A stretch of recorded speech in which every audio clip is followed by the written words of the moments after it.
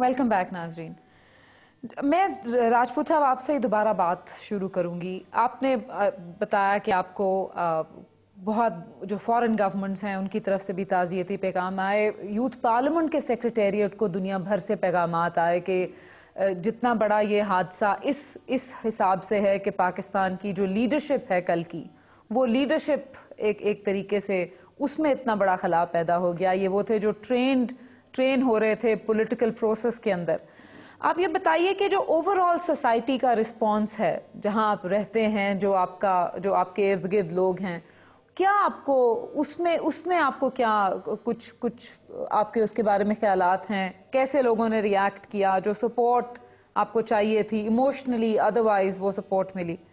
यकीनन हमारे जो दोस्त अहबाब थे, ख़ास तौर पे मैं अपने यूथ पार्लियामेंट के दोस्तों के लिए या हमारे जो यूथ पार्लियामेंट के ऑफिस बेयरर्स थे, अहमद बिलाल महबूब साहब, उनके सीनियर साथी, उनके साथी, उन्होंने हमारी काफ़ी हौसला अफजाई की। और यकीनन बिलाल जामी को बिलाल जामी बनाने में भी उनका बहुत बड़ा हाथ था। उसको कराची से ला के यहाँ पॉलिश किया गया था, समझे। और मैं समझता हूँ कि उनका एक बिलाल की ज़िंदगी पे बहुत बड़ा असर था। और पूरे बल्कि मैं ये समझता हूँ कि मुझे दुख होता है ये सुन के कि इदारा ख़त्म कर दिया गया या बंद कर दिया गया यूथ पार्लियामेंट। तो मुझे तो ऐसा महसूस होता है कि ऐसा नहीं है कि और आपको नौजवान नहीं मिल सकते। ज़रा नम हो तो ये मट्टी बड़ी ज़रख़ेज़, ऐसा कि अभी माएँ ज़िंदा हैं ऐसे बच्चों को जन्म देने वाली। तो पता नहीं क्यों यूथ पार्लियामेंट बंद कर दिया गया। और उसके बाद इसी यूथ पार्लियामेंट की मशहूरी की वजह से सैकड़ों यूथ पार्लियामेंटों ने जन्म ले लिया।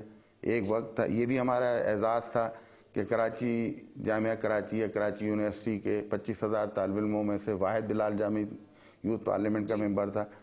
आज कराची यूनिवर्सिटी का हर तीसरा फ़र्द जो है वो कहता है मैं यूथ पार्लियामेंट का मेंबर हूँ। भाई किसकी यूथ पार्लियामेंट का मेंबर? जी मैं फ़लाँ की यूथ पार्लियामेंट का मेंबर हूँ, मैं फ़लाँ की यूथ पार्लियामेंट का मेंबर।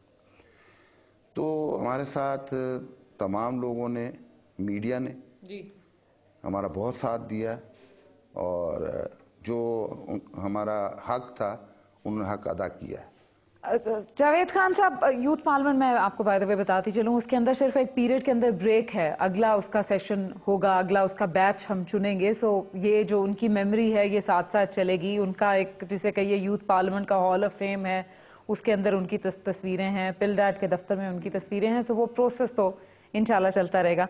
जावेद खान साहब, एक पार्ट था जो जिसे हुकूमत ने और एयरलाइन ने और इंश्योरेंस ने आप कुछ कॉम्पनसेशन अदा करनी थी उन तमाम मुसाफिरों के, लवाहिकीन को जो इस हादसे के अंदर शहीद हुए।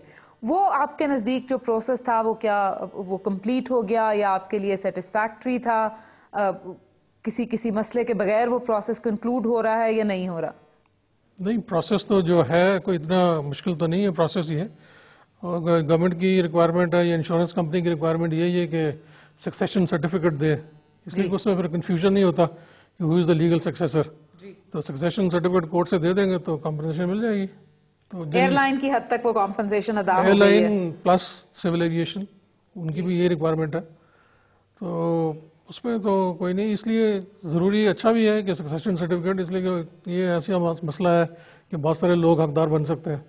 जी, मैं भी उसका भाई हूँ, कोई कहेगा मैं उसका चाचा हूँ, कोई ये है वो है, तो जिसको भी डिस्प्यूट नहीं होगा। कॉम्पनसेशन की हद तक तो मामला जो है स्ट्रीमलाइंड है, लेकिन इंक्वायरी का है। बस ये एक सोसाइटल एटीट्यूड भी आपको नजर आता है कि इस मुल्क का अगर कोई लीडर जहां बहक हो जाता है तो लोग धावा बोल देते हैं, सड़कों पे निकल आते हैं। लेकिन यहाँ पे 152 लोग जिनके अंदर फ्यूचर लीडर्स शामिल हैं, उन तमाम की जानें चली गई। और एक साल के अरसे के बावजूद जिस इमोशनल क्लोजर की आपको तलाश है या पूरी सोसाइटी को तलाश है, उसके ऊपर एक बेहिसी सी नजर आ रही है हुकूमत की तरफ से भी, और जिन लोगों ने उसके बारे में कोई डिटेल्स सामने लानी है उनकी तरफ से भी।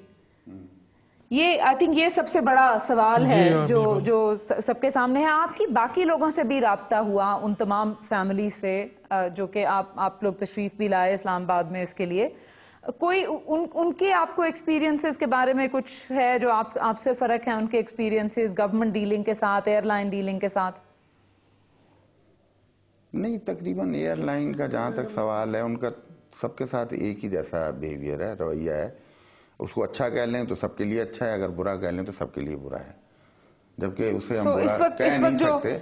जिससे कहिए कि सबसे ज्यादा जो स्टिकिंग पॉइंट है या जो इशू नाजरीन इस वक्त अभी तक हल नहीं हो रहा, जिसका सबको इंतजार है, उन लोगों को भी जिन्होंने अपने प्यारे इस हादसे में खोए हैं और पूरी सोसाइटी को भी, वो ये है कि 8.5 महीने के अरसे के अंदर अगर हुकूमत ने ये रिपोर्ट वाकई मुरतब कर ली है, इन्वेस्टिगेशन कंप्लीट हो गई है, तो आखिर उसकी रिपोर्ट मंजर आम पर क्यों नहीं आ रही।